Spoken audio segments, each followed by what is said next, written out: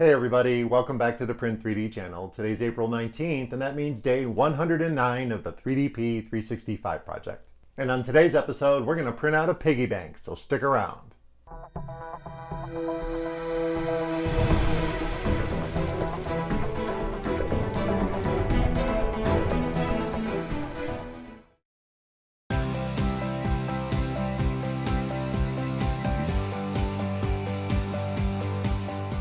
Hey everyone, welcome back, and thank you for joining me here for day 109 of the 3DP 365 project. If you're unfamiliar with the project, check out the description below. I put a fact section down at the bottom that'll give you all the details.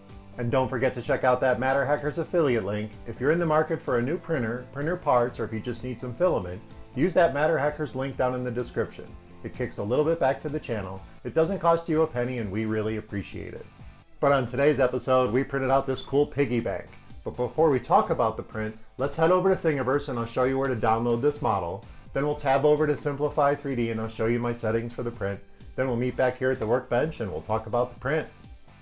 Okay folks, so here we are at Thingiverse. Here is the 3D printable piggy bank by GyroBot. And I'll put the link down in the description so you can download and print this yourself. And this is a very cool model. In the pictures here you can see that the interior of this is designed to be 3D printed without support and without any kind of infill problems, because the artist, GyroBot, actually built in a somewhat of an infill wall down the middle of this, and there's some support pieces on the edge here. So this is a very cool model, and our print turned out pretty awesome. But first, let's head over to Simplify 3D and I'll show you my settings for the print. Alright, so here we are in Simplify 3D, and I've dropped the model down on the print bed at 100%. And this is a pretty good sized piggy bank, so let me show you my process settings. Under layer height, we did a 0.2 millimeter layer height with 3 top layers and 3 bottom layers, and only 2 perimeters, because there's only room in the model for 2 perimeters. We also ran a brim by entering 0 in the skirt offset at 5 outlines. For infill, we used 15% for this model because we wanted to make sure that top was really smooth. We did not generate any support material.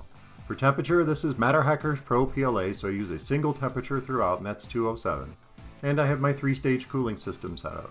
Under speed, we ran this out at 50 millimeters per second, so let's hit OK. And let's hit prepare to print, and I'll show you how it's sliced. And this will be a real-time slice of the piggy bank. And there we go, there's our real-time slice, and if I play this through, you can see that very unique setup that the artist GyroBot has set up with this, with a single wall in the middle that splits off to create a platform for the top to print. So if I hit play, there's our center wall, and it'll start printing out some support pieces on the side too, which was very brilliant. And once we get to a certain level here, past the nose, it'll start printing out the little coin slots, which are actually like the eyebrows of the pig. It's a very genius model. It's very, very well designed. And there you can see some of the other support pieces. And then this part spreads out, and it becomes the platform for which to finish the model. And our print turned out pretty good. We did have a few minor issues with it.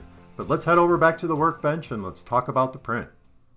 Alright, so you saw my settings in Simplify 3D, and here's our finished piggy bank. And he actually turned out pretty good. I am pretty happy with the results. There are a few issues I want to talk about first though. The first major issue is the seam, and it's like it was under extruding just a little bit. I don't know if you can see that. I'll see if I can let it focus. But there's some gaps, and it's almost like there's almost a hole all the way through. It's not unstable because we did have some infill that printed with this, but in some areas it's pretty bad, and there's nothing really I can do about it now. I could put a little filler in here, but then there'd be this big white line here. So I'm thinking I'm just going to leave it the way it is because it is 3D printing and I'm showing off 3D printing, so it happens. The other problem is the infill amount. By having to generate that much infill on these really thin walls, which only had 2 perimeters, when the extruder head would come in and start doing the infill, it actually overlapped out. So you'll see some bulgy areas in the close-up photos at the end where basically the infill kind of crossed that perimeter because of all that movement back and forth. And of course, at the speed we printed it at, it probably had a lot to do with it too. And then of course, the last issue is it seems like there's, I don't know if it was a layer shift or if it's just the way this prints because of this really steep angle, because it is all in the geometry with this. As you saw in Thingiverse and in Simplify 3D, there is basically 2 compartments inside the pig. One side is the save side, and by the way, that type looks awesome, and so does the spend, I'm sorry. The spend type looks really good. But there's two compartments, so there's basically a wall running up right through the middle of this. And when it gets to a certain point, that wall spreads out so you have something to build on here.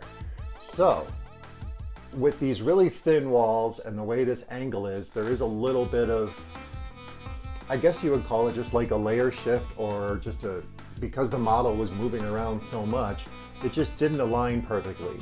And with really thin walls like that, I think this would happen more often.